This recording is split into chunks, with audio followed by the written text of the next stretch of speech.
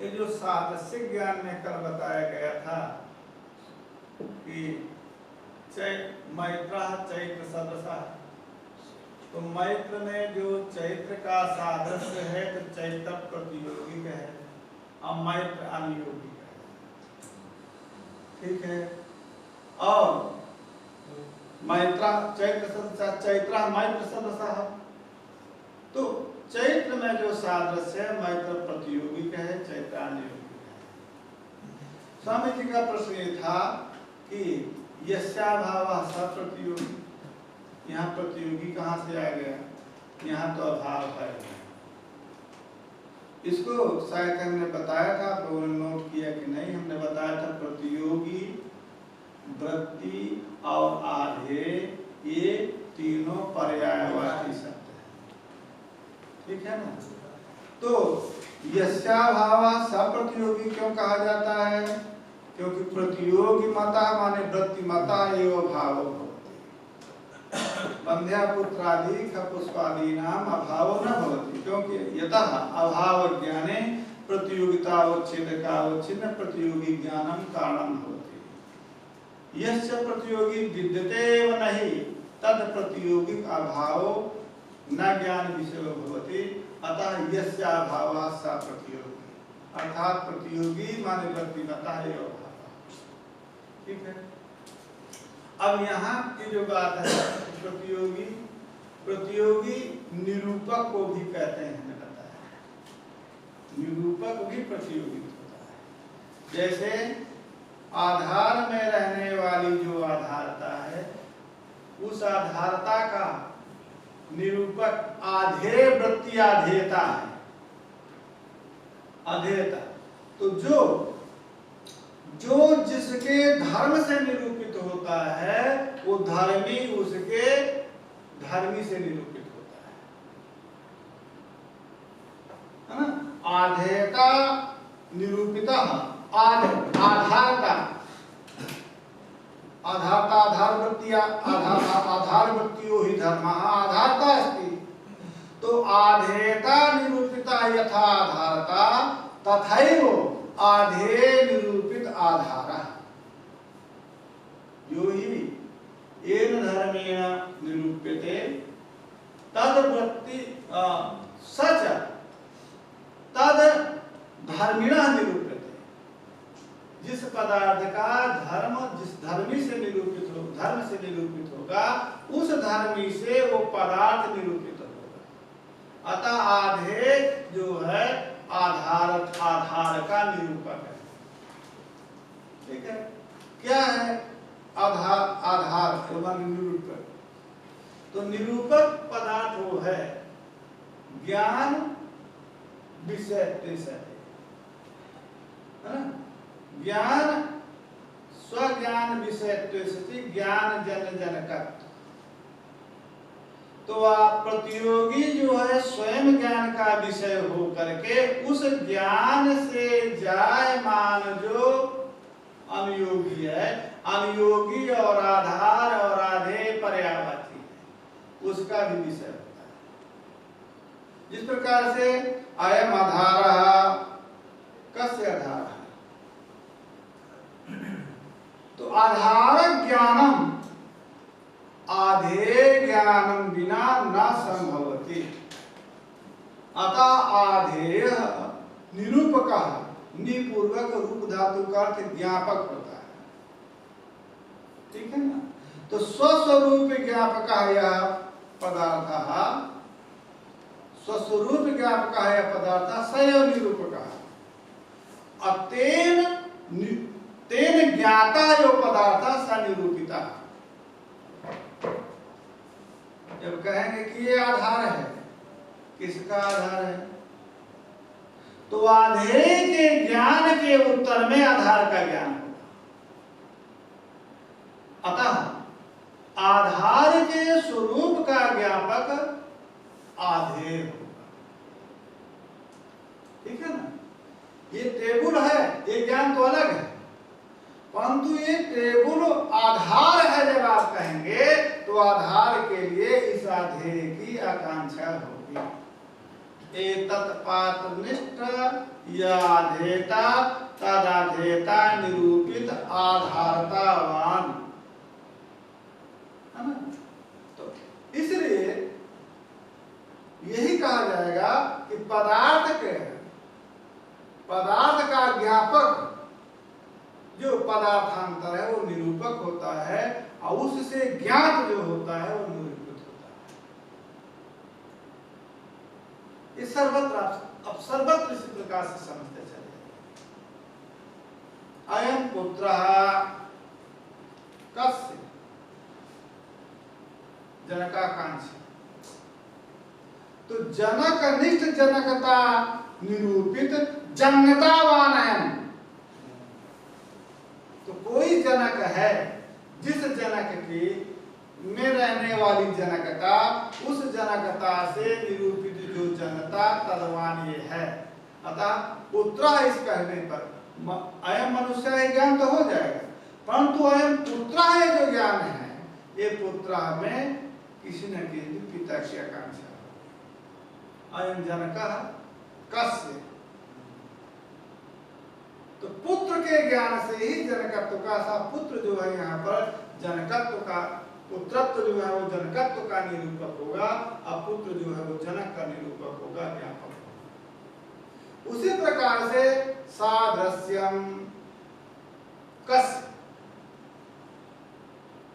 अत्र सादृश्यम कस्य सादृश्यम, तो यस्य कस्यचित् सादृश्यम, तो यस्य सादृश्यम तत् सो ही पदार्थः अस्य सादृश्यस्य निरूपकः। ये पात्र को कहेंगे पात्रे अस्ति सादृश्यम, गोचरणः कस्य सादृश्यम अस्ति पात्रे, आकांक्षा हो गई आपको उस पदार्थ की जिस पदार्थ से निरूपित इसमें सादृश्य है। तो जब उस पदार्थ का आपको ज्ञान होगा तब हाँ उसके सदस्य है। तो वो जो जिसका सादृश्य यहाँ पर लाएंगे वो जो सादृश्य है, इसलिए वो सादृश्य इस पात्र में है, परंतु जिसका सादृश्य है उसके ज्ञान की अपेक्षा आपको है नहीं होगा तब तक। कितना हम कहें, जब आप उसको देख लेंगे अथवा देखे हैं तभी सदस्य ज्ञान होगा। समझिए, हम कहें कि ये पात्र सदस्य है, किसके सदस्य है, तो कह देंगे घट के सदस्य है। घट के सदस्य नहीं घट तो कमरू विवाद विमान बड़ा पदार्थ होता है। और जब कहेंगे एतादृशम यदि अन्य गिलास पात्रम तद सदस्यम, तो आपने एकादश गिलास को दूसरा देखा है, वो भिन्न है, तब सादृश्य ज्ञान हो जाएगा। तो वो उस जिस पात्र का इसमें सादृश्य ला रहे हैं, वो पात्र का जब आपको ज्ञान होगा तब इसमें सादृश्य ज्ञान होगा। आपने देखा ही नहीं वैसा पात्र, तो आपको सादृश्य ज्ञान नहीं। किसी को आप कह दें ऐसे कि अयं ब्रह्मचारी अमुक ब्रह्मचारी सदस्य, आपको सादृश्य ज्ञान नहीं हो सकता। तो सब क्यों? आपने उस ब्रह्मचारी को देखा है कि नहीं? हम क्या जाने, वो ब्रह्मचारी को देखे नहीं तो कैसे जान जाए कि इनके सदस्य ये है तो उनके सदस्य भी होगा। और जब तस्य ब्रह्मचारिणः ज्ञानम विद्यते स्वरूप ज्ञानम विद्यते तदा सादृश्य ज्ञानम संभवति। यद्वा स ब्रह्मचारी केनचित् आनीतः तत्र आगतः स ब्रह्मचारी अतः पश्यन्तु श्रीमन्तः एतेन सदस्यायम् अस्ति न वा? आम्। अतः सादृश्य ज्ञान के लिए जो प्रतियोगी है वो निरूपक होने का उसका ज्ञान अपेक्षित करता है। ठीक है? अतः सादृश्य ज्ञान किसी न किसी प्रतियोगी निरूपित होता है, और किसी में रहता है तो जिसमें रहता है वो अनुयोगी कहते हैं। अनुयोगी आधार आशय एक पर्यायवादी है, प्रतियोगी कहें और वृत्ति कहें, ये जो है पर्यायवाची, ठीक है ना। निरूपक दोनों होंगे, इसलिए मैं निरूपक नहीं कह रहा, निरूपक दोनों होंगे, क्योंकि आधे की भी निरूपक, आधे का भी निरूपक आधार भी है। निरूपक नहीं कह रहा तो निरूपक नहीं, वो निरूपक जो है, क्योंकि आधे का भी निरूपक तो आधार होगा। अयम आधेयः, ये आधेय, कस्मिन आधेयः, ये आधेय, किसमें आधेय है, ये आकांक्षा। तो जिसमें आधेय है ये, उस आधार का ज्ञान हो जाने के बाद आधेय की ज्ञानी।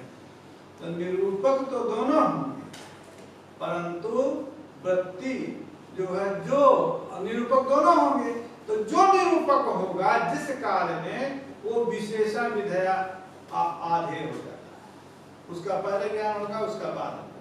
तब इस निरूपकता संबंध से समझे जाइएगा, एक नई बात है, निरूपकता संबंध से, है ना, ये जो पात्र है वो इसमें है, और निरूपकता संबंध से इस पात्र में केवल पात्रनिष्ठ आधेयता निरूपित आधारतावान इदं पात्रम, तो विशेष्य हो गया, है ना। एतत् वस्तुनिष्ठ आधारता निरूपित आधेयता एतत् पात्रम, तो विशेष निरूपीय हो गया, निरूपक हो गया, तो प्रतियोगी एतत् संबंध से ये इसमें प्रतियोगी, आधार भी जो है इसमें प्रतियोगी। ये पदार्थ जो है विवेचन लोक के द्वारा जानना अलग बात है, लोक में यही जाना जाता है, परंतु लोक में तो यही हम जानेंगे कि घट जो है में जल रहता है, परंतु शास्त्र के द्वारा हम ये भी जानेंगे कि जल में घट भी रहता है, निरूपकता। तो ये जो है एक निरूपकता संबंध विशेष है ना। और किसी का समान विवेचन हो गया, फिर अभी कोई अवसर आएगा तो बताएंगे। चलें स्वामी जी। आसक्ति, आसक्ति पदार्थ क्या है, अव्यवधानेन पदजन्य पदार्थोपस्थिति, ठीक है ना। तो वाक्य आप ले लीजिए कोई, आसक्ति को सन्निधि भी बोलते हैं, हाँ सन्निधि आसक्ति। तो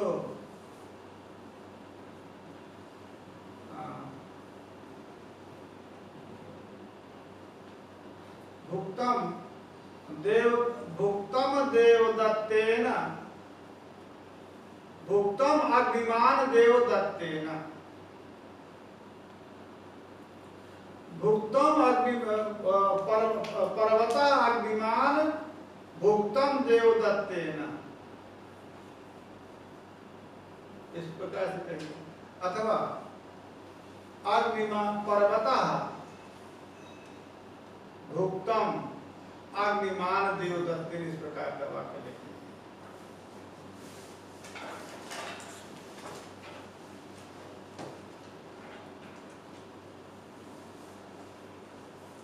पर्वतः भुक्तम अग्निमान देवदत्ते, भुक्तम भुक्तम भुक्तम, पर्वतः भुक्तम अग्निमान देवदत्ते।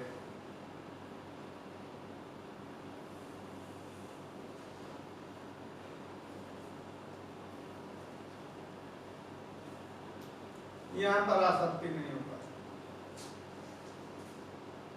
क्योंकि अग्निमान पर्वतः, पर्वतः के उत्तर में भी अग्निमान रहता तो पर्वतः अग्निमान बोध हो जाता। अब भुक्तम के बाद यदि देवदत्ते न रहता तब भी बोध हो जाता, ठीक है ना। अव्यवधानेन पदजन्य पदार्थोपस्थिति नहीं, अग्निमान देवदत्ता इत्यत्र साधुबोधः संभवति। यद्वा भुक्तं देवदत्तेन इत्यत्र साधुबोधो भवति। परन्तु पर्वतः इति पदोत्तरम् अग्निमान् नास्ति, अपि तु भुक्तम् अस्ति। तो पर्वतः इति पदस्य योगः सम्बन्धः अग्निमान् इत्यनेन पदेन सह तत् तु व्यवहितम् अव्यवहितम् वा। व्यवहित है या व्यवहित अग्निमान? अरे इसीलिए हमने लिखाया है आपको, क्या कहते हैं, देवदत्तेन से व्यवहित, देवदत्तेन की भुक्तं देनेन तो भुक्त व्यवधानेन पदजन्य पदार्थोपस्थिति भवति। पर्वतः इति पदजन्य प्रतीति अग्निमान् इत्युत्तर पदजन्य प्रतीति व्यवहितेन भवति। माने भुक्तम् इत्यस्य व्यवधानम् एवं भुक्तं देवदत्तेन इत्यत्रापि अग्निमान् इत्यस्य व्यवधानम्। अतः साधुबोधो न। अब वही हटा दीजिए, अग्निमान् पर्वतः अग्निमान् भुक्तं देवदत्तेन, यहाँ पर साधुबोधो।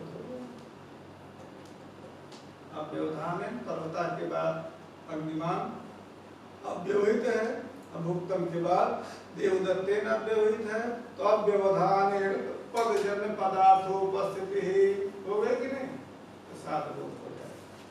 तो आसक्ति को ये कहते हैं, है ना, इसी को सन्निधि कहते हैं।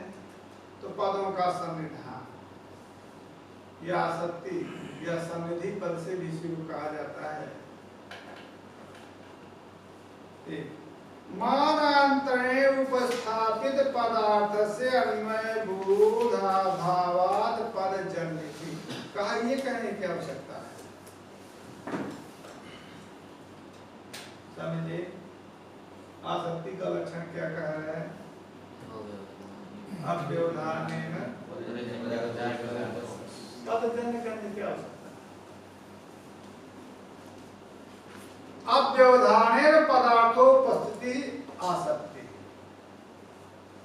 पदजन्य प्रतीति करने, पदजन्य पदार्थ की उपस्थिति करने की आवश्यकता है। यहाँ पर भी पर्वतः भुक्तम् अग्निमान् देवदत्तेन, यहाँ पर भी पदार्थोपस्थिति अव्यवधानेन नहीं हो रही, इसलिए साधुबोध नहीं होगा। पर्वतः अग्निमान् भुक्तम् देवदत्तेन अव्यवधानेन पदार्थ की उपस्थिति हो रही है। ये पदजन्य कहने की क्या आवश्यकता है? ठीक है, तो पदजन्य प्रतीति न कह करके, पदजन्य प्रतीति न कह करके केवल अव्यवधानेन पदार्थोपस्थिति आसक्ति कहिए ना, क्योंकि कभी भी लक्षण में हम लाघव की चर्चा करते हैं। जितने कम पदों में लक्षण की संगति हो जाए वही हम विचार करते हैं। तो पदजन्य इतना गौरव हट जाएगा, अव्यवधानेन पदार्थोपस्थिति आसक्ति हो जाएगी। तो पदजन्य पदार्थोपस्थिति कहने की क्या आवश्यकता है? ठीक है, तब उसका फल दे रहे हैं। मानांतरे उपस्थापित पदार्थ से अन्वय बोधाभावा। मानांतर माने प्रमाणांतर, प्रमाणांतर मान लीजिए किसी ने कहा घटा, है ना, और उसके उत्तर काल में आपने देख लिया कुलाल को, प्रत्यक्ष, कुलाल का प्रत्यक्ष हुआ, तो अब जो है उसका भी बोध हो जाएगा। मानांतर से प्रत्यक्ष आपका कुलाल पर उपस्थित हो जाए, तो घट संबंधी कुलाल घट जनका कुलाल ऐसा दो। ठीक है ना, क्योंकि अब व्यवधान है, आपने घट सुना है और कुलाल को सामने देखा। तो घट पदार्थ की उपस्थिति शब्दजन्य हो गई, और कुलाल अर्थ की प्रतीति प्रत्यक्ष जन्य हो गई, और दोनों का संबंध संभव है। कुलाल जो जनक घट का होता है, तो घट संबंधी कुलाल है ऐसा बोध होने लगे,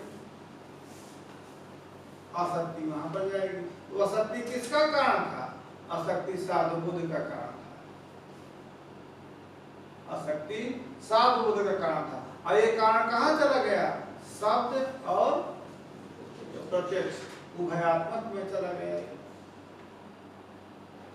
ठीक है, इसलिए पानांतरे उपस्थापित जो पदार्थ है उसका अन्वय बोध न हो। मानांतर माने प्रत्यक्षातिरिक्त,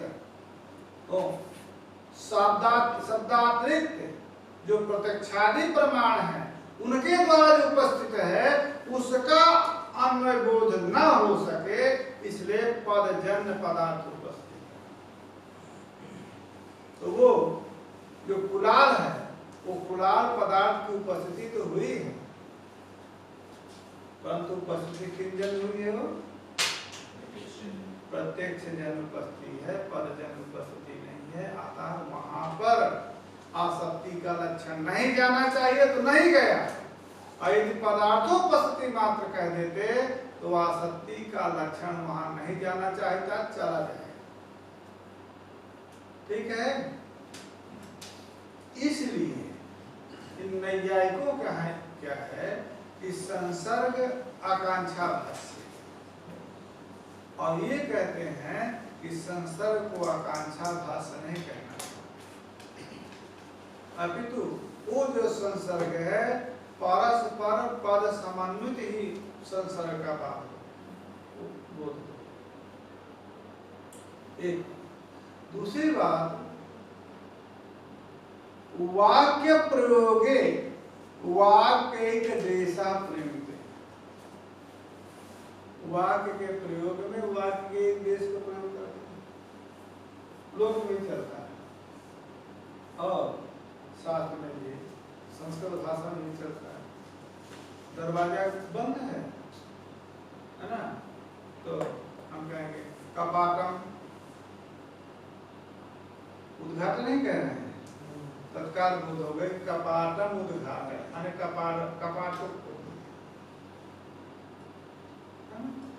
और कपाट खुला है तो हम कहें कपाटम विधि, तो विधि का उच्चार नहीं किया है ना।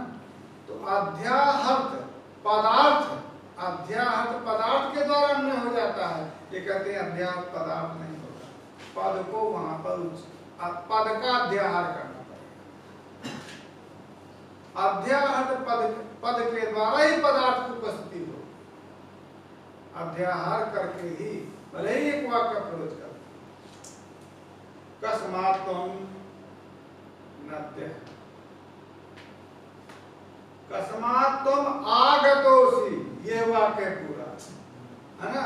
हिंदी भाषा में कहाँ से स्वामी जी बता रहे हैं? नहीं, हम तो वहां गए थे, अहमदाबाद से आए।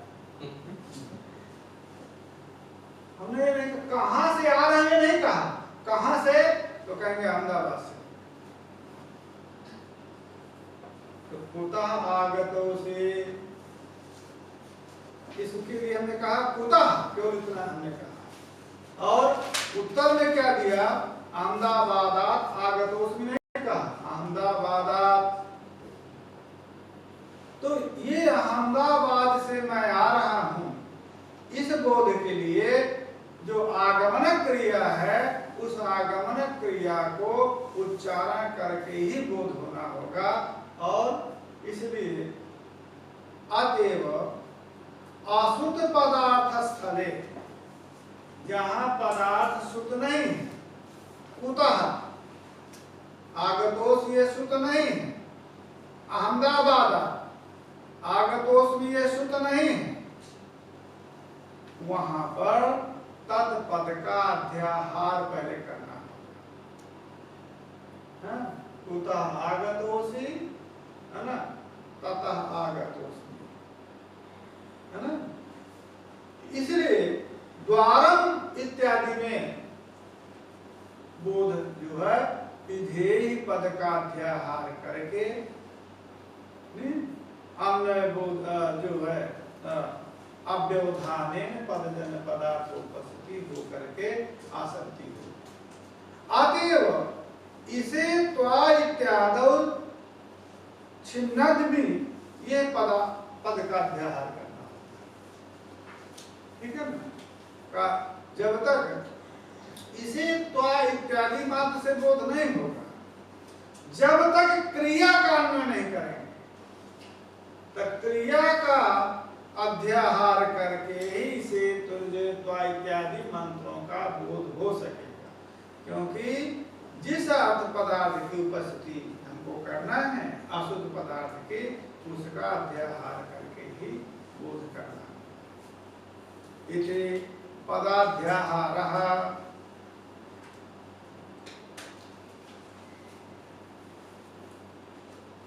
इसीलिए विकृत यागों में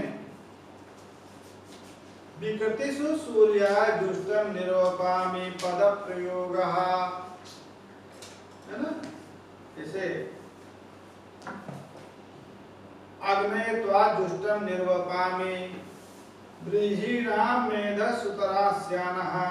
अब यहाँ पर अग्ने त्वा दुष्टम निरूपामि, ये तो वाक्य है प्रकृति याग में। अब विकृति याग में सूर्यम चरु निर्वपेत ब्रह्मवर्चस कामः। अब सूर्यम चरु निर्वपेत ब्रह्मवर्चस कामः, तो प्रकृतिवत विकृति कर्तव्य है। तो प्रकृति जो आपके अग्नयत्वा दुष्टम निर्वपामि, ये जो प्रकृति था उसी प्रकार से यहाँ पर बोध हो जाए का नहीं, पद का अध्याहार करना पड़ेगा। सूर्यायत्वा दुष्टम निर्वपामि पद का प्रयोग करना है प्रकृति विकृति, क्योंकि बिना पद प्रयोग के अर्थ का बोध अध्याहर। अध्याहर जो प्रकृत्यर्थ है, विकृति में जो प्राप्त है, प्रकृति हो तो विकृति कर्तव्य।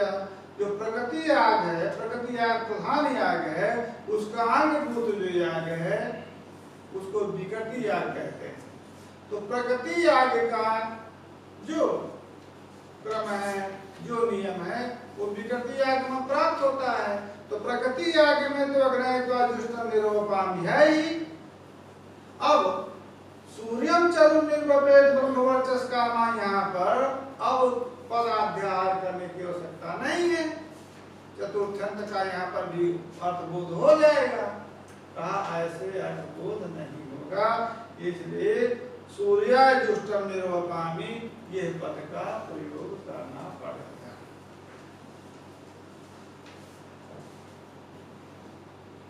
हुआ। अब आ गए पदार्थ, समझिए। अब ये आकांक्षा योग्यता समझिए, ये जो सात गुण के कारण को समाधि है, उनका विवेचन करने के बाद अब पदार्थ, पदार्थ कितने प्रकार के, तो इनके यहाँ पदार्थ दो ही है। ये व्यंजना व्यक्ति को नहीं मानते, इनके नैयायिक या वैयाकरण के मत में यानी के सख्यात, लक्ष्यात और व्यंजन तीन प्रकार के। क्योंकि व्यंजना व्यक्ति को नहीं स्वीकार करते हैं, इसलिए दो ही। व्यंजना व्यक्ति को न मानने वाले आपके मीमांसक हैं और न मानने वाले व्यंजना व्यक्ति को नैयायिक है। नैयायिक भी व्यंजना व्यक्ति नहीं मानता। हर व्यंजना में बड़ा वैशिष्ट है। व्यंजना तो शाब्दिक व्यंजना, आर्थिक व्यंजना, शक्ति मूलक व्यंजना और लक्षण मूलक व्यंजना, और उससे जो बोधित अर्थ हो व्यंग्यार्थ है। अब वो कैसे कैसे समन्वय करते हैं वो व्याख्यान का विषय। कहीं कहीं शब्द के द्वारा व्यंग्यार्थ की प्रतीति हो जाती है और कहीं कहीं शब्द से अर्थ की प्रतीति नहीं होती है, अर्थ के द्वारा व्यंग्यार्थ की प्रतीति। जैसे गुरुजी एक प्रश्न था, जैसे अलग अलग दर्शन में कहीं पर पदार्थ की गणना करते हैं, कहीं पर तत्वों की गणना करते हैं, तो इसमें साधारण से भ्रांति हो जाती है कि कौन सा दर्शन कितने पदार्थ को स्वीकार करता है। तो उसमें हम कहते हैं कि कोई माया को स्वीकार करता है, कोई ब्रह्म को स्वीकार करता है, और कभी कभी पदार्थ में शक्य लक्षण और व्यंजना की भी गणना होती है। तो ये सब कैसा है, मूल क्या है पदार्थ और तत्व में? तत्व पदार्थ है ना, हम कल बताए थे ना, पदार्थ सभी है। पदार्थ का अर्थ समझ आइए, हम आपका प्रश्न समझिए। पदार्थ तो एक व्यापक अर्थ हुआ, पद का अर्थ पदार्थ है, इसलिए प्रमाण भी पदार्थ है, प्रमेय भी पदार्थ है, प्रमाता भी पदार्थ है, तीनों पदार्थ है। इसके बाद जब तत्व की बात आती है तो जिन तत्वों का निरूपण करना है, प्रमेय पदार्थ, उसको या तत्व शब्द से कहते हैं। और उसके बाद गणना अपने सिद्धांतानुसार जितने के द्वारा जो गणना हो सकती है। तो इसलिए तत्व मीमांसा में कितने तत्व हैं, कितने पदार्थ हैं, वहां पर प्रमाण भी गिना जाता है। प्रमाण, प्रमेय, संशय, वितर्क आदि तो प्रमाण भी दिया है। अब न्याय दर्शन में यदि आप कहें तो वहां पर भी प्रमाण भी लिया है। द्रव्य, गुण, कर्म, सामान्य, तो गुण के अंदर ही में ज्ञान है, ज्ञान प्रमाण है ना। और उसके जो कारण, तो उसका कारण इंद्रिय, इंद्रिय द्रव्य है, इंद्रिय द्रव्य है। और इसके बाद अन्य जो प्रमाण है, तो व्याप्ति ज्ञान हुआ, सादृश्य ज्ञान हुआ, गुण ही था। तो पदार्थ पद से आप ये मत समझिए कि माने प्रमाण को छोड़ करके, प्रमाण भी जो है वो भी पद का अर्थ पदार्थ है ना। अब वो उनकी जब संख्या निर्णित होगी उसके द्वारा निर्णय हो जाता है कि माने इतने पदार्थ माना। तो जितने पदार्थों के द्वारा अपने सिद्धांत सम्मत, माने जो अपना सिद्धांतानुमेदित पदार्थों का विवेचन हो सकता है, उतना मान कर चलते हैं। ठीक है। अब बात यहाँ पर पदार्थ की है। तो पदार्थ दो प्रकार के पदार्थ जो यहाँ पर बताए जा रहे हैं। तो दो पदार्थ के पदार्थ बताए जा रहे हैं कि एक तो शक्ति से बोध है, अभिधा शक्ति से बोधित होता है पदार्थ, और वही पदार्थ लक्षण शक्ति के द्वारा बोधित होता है। ठीक है ना। तो शक्ति बोधकता काल में ये शक्यार्थ लक्षार्थ का विचार है, समझिए। तीर शक्यार्थ है कि नहीं? तीरे बसती, तीर शक्यार्थ नहीं है। तीर शब्द की जो शक्ति है वो शक्ति के द्वारा बोधित। तीरे अहम बसते, तो वहां तीर शब्द से तीर्थ को कहा जाता है, वो तीर शक्यार्थ है।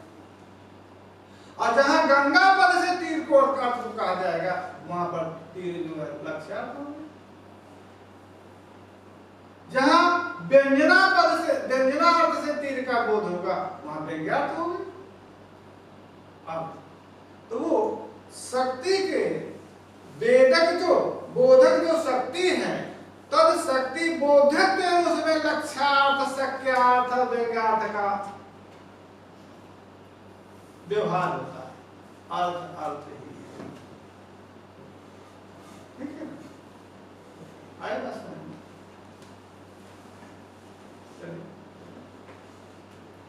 पदार्थ द्विविधा शक्या लक्ष्यस्य, है ना? तो शक्यार्थ कहें या लक्ष्य शक्य कहें या लक्ष्यार्थ कहें या लक्ष्य कहें, अर्थ को नहीं जोड़ रहा है तो इसलिए शक्य है ना? कोई विद्यार्थी होता तो गुरुजी हम तो शक्यार्थ पढ़ते हैं, शक्य क्या होता है, उसको बताना पड़ेगा कि शक्य अर्थ ही होता है और लक्ष्य अर्थ ही होता है अधिक विपत्ति के लिए, है ना? ये अध्ययन का, वेदांत अध्ययन का जो फल है ना, वो फल जो है देखिए पीछे जो है बंधन को प्राप्त हुआ तो सविकल्पक से निर्विकल्पक में जा यही फल है वेदांत अध्ययन का, है ना? वेदांत अध्ययन का यही है कि हम अपनी वृत्तियों को नियंत्रित होकर के सविकल्पक में जाकर के निर्विकल्पक में चले जाए। तो आप लोग तभी पदार्थ विवेचन कर रहे हैं, परंतु उसको जो है वहां तक पहुंच चुका है, सविकल्पक में पहुंच गया था, बस निर्विकल्पक में जाने वाला था, ये रोकते नहीं, भले ही गिर जाता उससे। सविकल्पक माने स्वप्न में तो पहुंच गया था, निर्विकल्पक में सुषुप्ति में नहीं पहुंचा।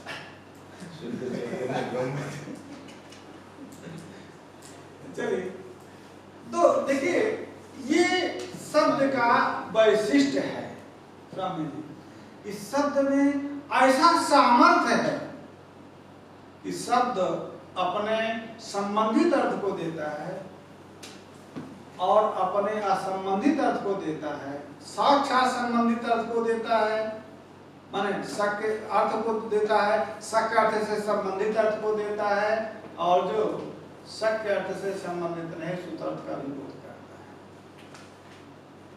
आइए आप परिज्ञान कर रहे हैं कैसे शब्द का अर्थ का बोध कराता है, और ये बोध कराता रहता है। जो शक्ति नहीं जानता है, लक्षण नहीं जानता है, क्या उसको लक्ष्यार्थ का बोध नहीं होता है ना?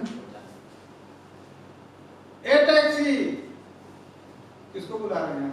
टैक्सी चालक। तो टैक्सी शब्द से आप टैक्सी चालक को बुलाते हैं, उसको बोध भी होता है। तो टैक्सी शब्द है ना, कार शब्द या रिक्शा शब्द उस वाहन का बोधक है, और उसने वाहक का बोध करा दिया और उसको बोध होता है वो। अब उससे आप पूछना चालू करें कि मैंने तो टैक्सी कहा था, इस टैक्सी शब्द टैक्सी चालक का बोध कैसे कराया? आपने किस गुरुजी से लक्षण पढ़ा था? वो सोचेगा कि स्वामी जी का कुछ दिमाग खराब है, कहीं स्वामी जी जाइए, तो उसको समझ में नहीं आ रहा क्या कह रहे हैं। उसको बोध हुआ स्वामी, लक्षण से ही बोध हुआ है। परंतु यदि आप उससे प्रश्न कर लें कि हमने तो टैक्सी कहा था, और इस टैक्सी से आप टैक्सी चालक का बोध कैसे होता है, इस शब्द में कौन सी व्यक्ति है, इसको थोड़ा निरूपित कर दीजिए, तो सोचेंगे कि स्वामी जी का कुछ दिमाग खराब है। अरे जानने की बात करिए, स्वामी जी क्या कह रहे हैं, हमको नहीं समझ में आता है। देखिए वो भी जानते हैं, आपने यदि लक्षण व्यक्ति से उसको बुलाया है तो वो भी जानते हो क्या कहता है, कितनी सवारियां हैं? अरे सवारी कहाँ है? सवारी होती तो आपको बुलाते कहाँ से? सवाल न पूछो। इसलिए बता रहा हूं कि मैंने लोक में व्यवहार शब्द का वो सवाल नहीं कहता कितने सवाल है, कितनी सवारियां हैं। हिंदी भाषा में तो यही कहते हैं, आपकी भाषा में जो कुछ कहते हैं, अरे भैया सवारी होती तो हम काहे को आपको बुलाते, है ना?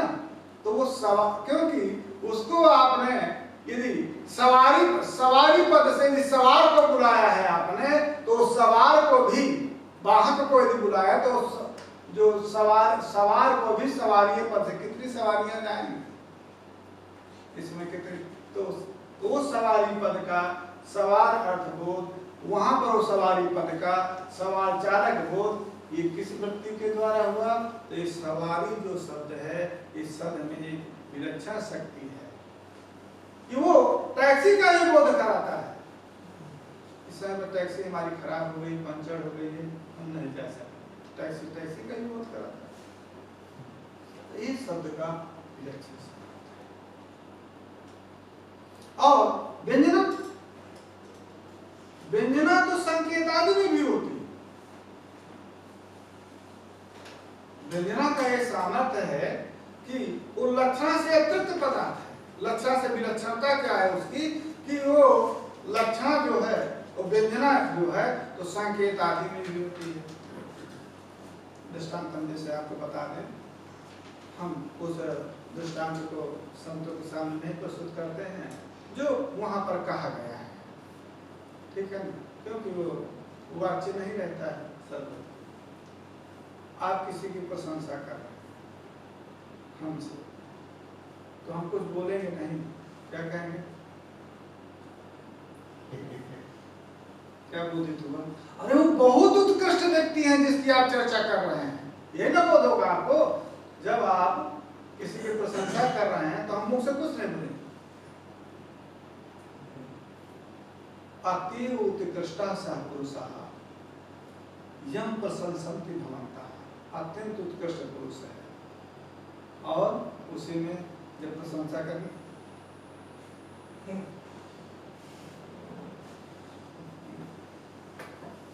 अतीव निंदनीय सा पुरुषः, ये अर्थ का बोध कैसे आपको हो गया? शब्द स्तर में कुछ नहीं कहा, इसलिए संकेत से, है ना, संकेत से ही अर्थ का बोध जो है हो जाता है। अतः जो ये लिपि है ये संकेतक है,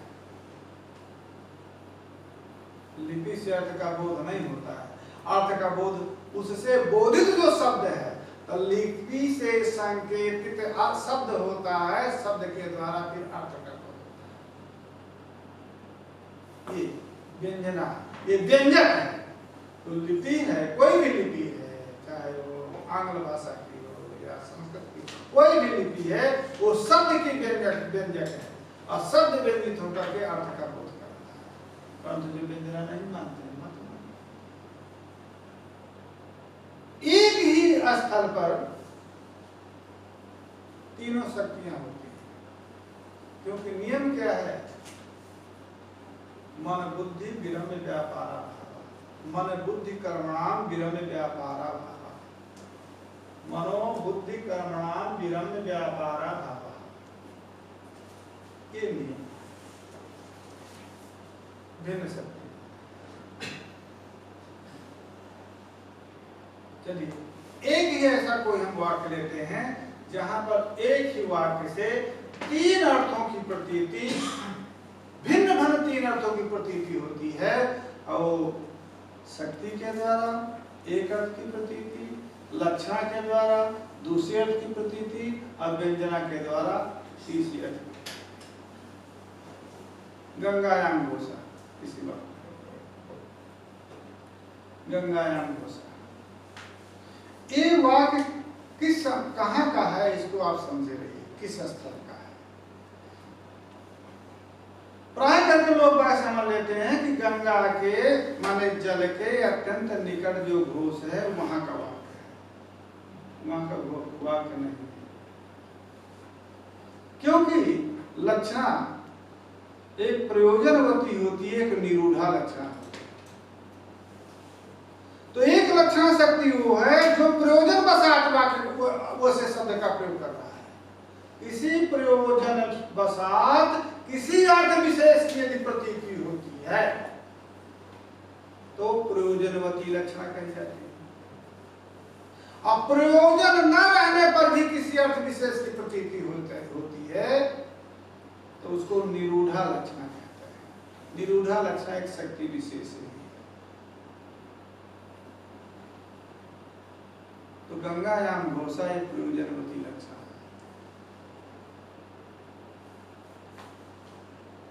अतः वो कहाँ का है?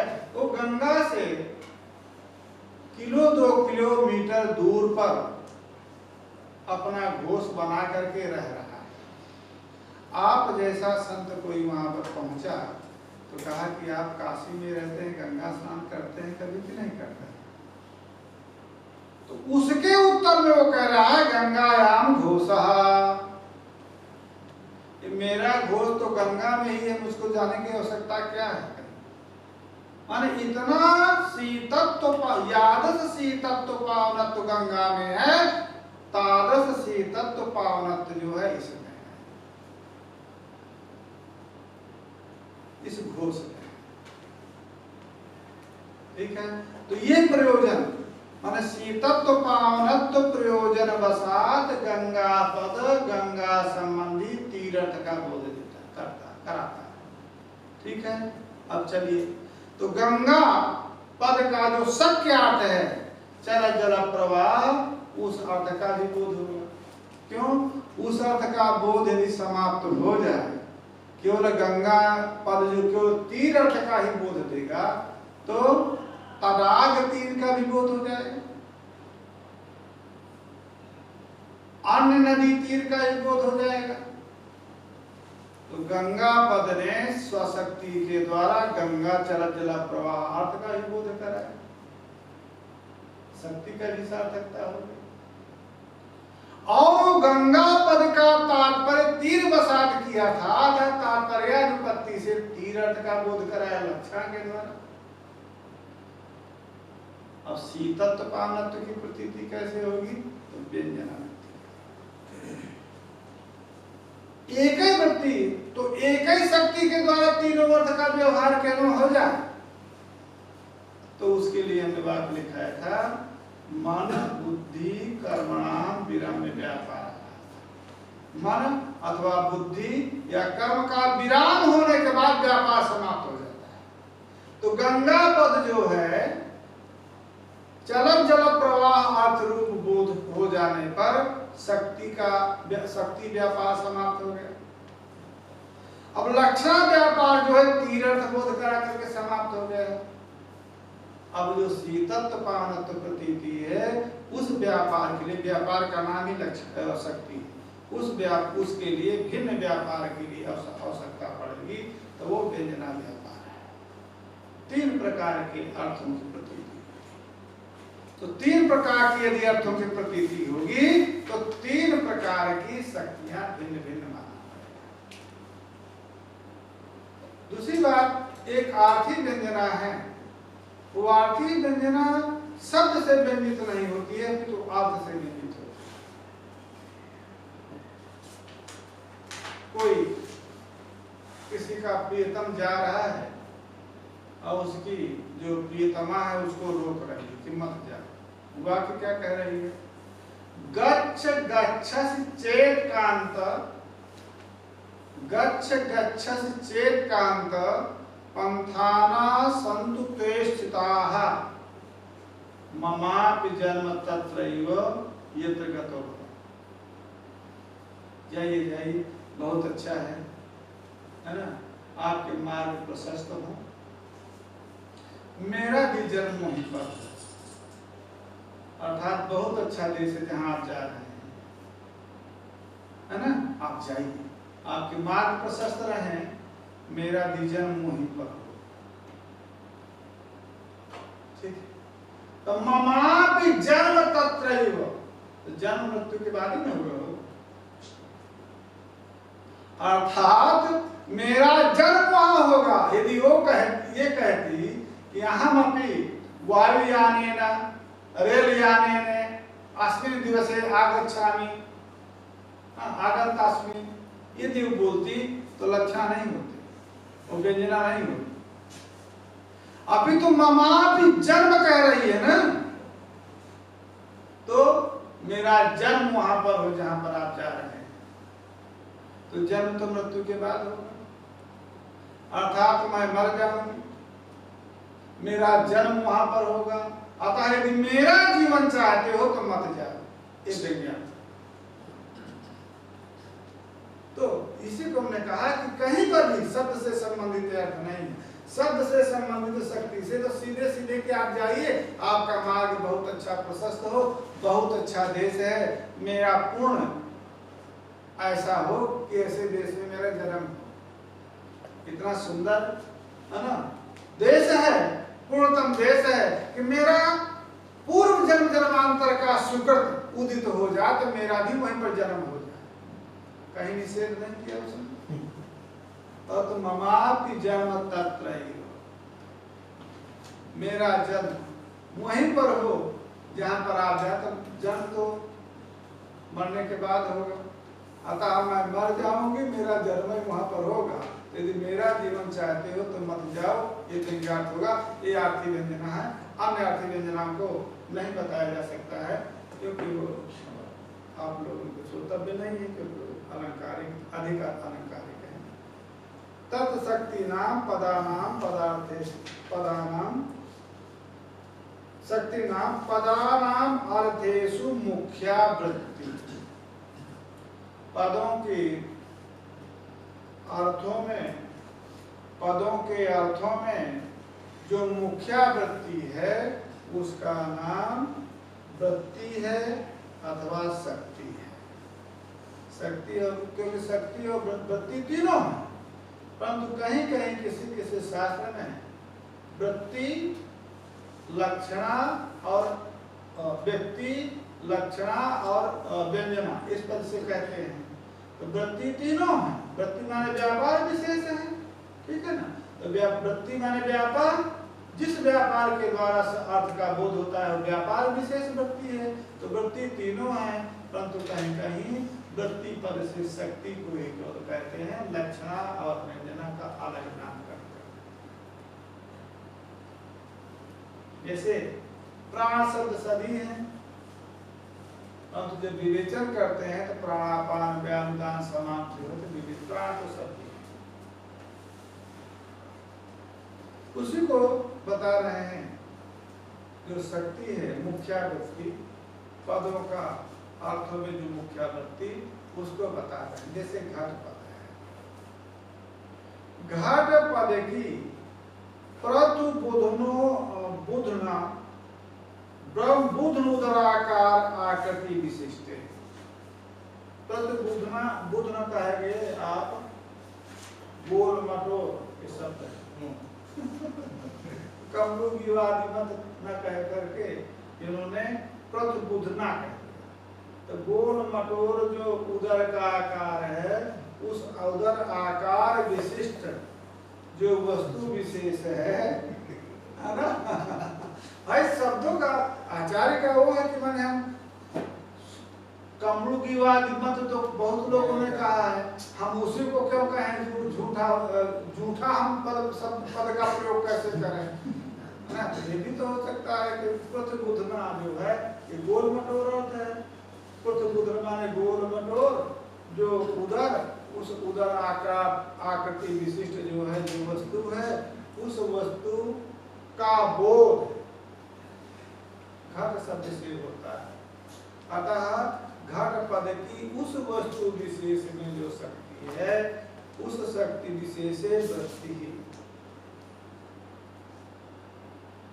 सच शक्ति ही पदार्थांतर। कोई ये मत समझ ले कि वो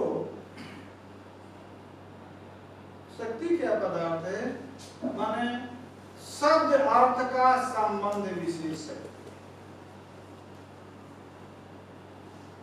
शब्द और अर्थ का संबंध विशेष शक्ति है।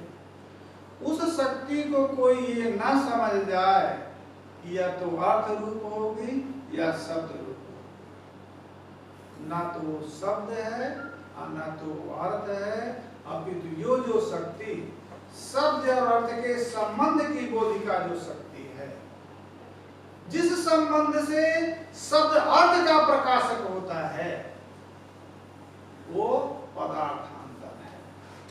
माने ना तो पद रूप है और ना तो अर्थ रूप है, अपितु पद और अर्थ से भिन्न है, क्योंकि वो पद और अर्थ का संबंध विशेष है। जिस संबंध से पद अर्थ का प्रकाशन करता है, ठीक है ना। एक संबंध गंगायाम घोषा में या घट में ये अर्थ संबंध हो गया, कम्बुकीवादी बात का बोध करना, दूसरा कोई संबंध से दूसरे अर्थ का बोध कर सकता है। सिद्धांते कारणेषु कार्यानुकूल शक्ति मात्रस्य पदार्थांतरत्वात्। सिद्धांत में क्यों ऐसा माना कि कार्यों में, कारणों में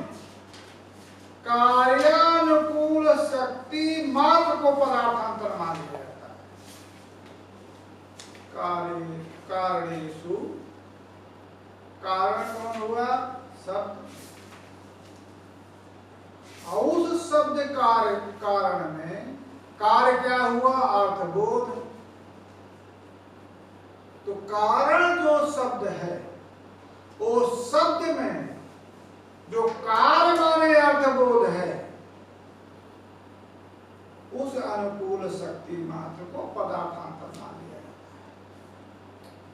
है। अतः ये जो कारण शब्द है उससे जो बोधित होने वाला अर्थ है, उस अर्थ बोधित होने वाले अर्थ में जो कार्य हुआ अर्थबोध, उस कार्यानुकूल शक्ति जो पद में है उसको हम पदार्थांतर ही मानेंगे, वो पद रूप उसको नहीं मानेंगे। कैसे उसको जाना जाएगा? कार्यवन में सा का शक्ति तत् तात पद जन्य पदार्थ ज्ञान रूप कार्यानुमेय। ठीक है ना? कार्यन तत्तद पद जन्य पदार्थ ज्ञान रूप कार्येण अनुमेय ही कार्यानुमेय। तो तत्तद जन्य पदार्थ ज्ञान रूप कार्य से वो शक्ति अनुमेय है। चलिए, घट पदम प्रतिबुधनाकार विशिष्ट अर्थ बोधने समर्थम तथा अर्थबोधक शक्ति मत। अनुमान जब कहा तो अनुमान को समन्वय करना पड़ेगा ना, है ना? घट पदम प्रतिबुधनाकार विशिष्ट अर्थ बोधक शक्तिमत।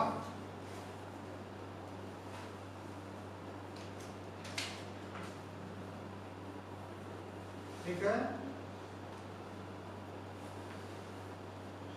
घट पद जन्य